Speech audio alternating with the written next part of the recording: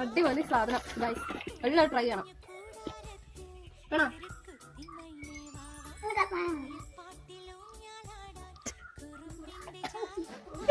എന്റെ മക്കൾ കഴിക്കുന്നത് കണ്ടിട്ട് നിങ്ങൾക്കിത് എന്താണെന്ന് മനസ്സിലായോ? ഇതൊരു പുളിഞ്ചിക്ക അച്ചാറിന്റെ റെസിപ്പിയാണ്. നമുക്ക് അച്ചാർ തയ്യാറാക്കാം. ചട്ടി എടുത്ത് അടുപ്പിൽ വെച്ച് നല്ലെണ്ണ ഒഴിക്കുക. എണ്ണ ഒഴിച്ചതിന് ശേഷമാണ് ചട്ടിക്ക് കാതില്ലാത്ത കാര്യം ഞാൻ കണ്ടത്. ആരും ചിരിക്കല്ലേ എന്റെ ചട്ടി കണ്ട്. ഞാൻ ഉണ്ടാക്കുന്ന അച്ചാറെല്ലാം നല്ലെണ്ണയിലാണ് ഉണ്ടാക്കുന്നത്. കാരണം പെട്ടെന്ന് കേടാകാറില്ല. ഇനി എണ്ണയിലേക്ക് കടുക് പൊട്ടിച്ച് ഇഞ്ചിയും വെളുത്തുള്ളിയും ഇട്ട് ഒന്ന് കളർ മാറി വരുന്നതുവരെ ഇതുപോലെ ഒന്ന് ഇളക്കുക. അതിലേക്ക് 4 പച്ചമുളക് കൂടി ഇടുക. 1 മിനിറ്റ് നല്ലതുപോലെ ഇളക്കുക. ഇനി അതിലേക്ക് ആവശ്യമായ ഉപ്പ് കൂടി ചേർക്കാം.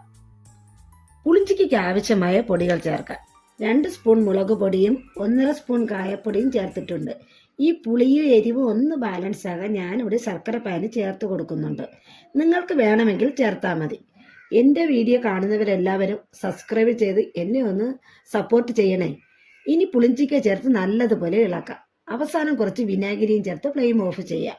അപ്പോൾ നമ്മുടെ അച്ചാർ ഇവിടെ റെഡിയായി വന്നിട്ടുണ്ട്.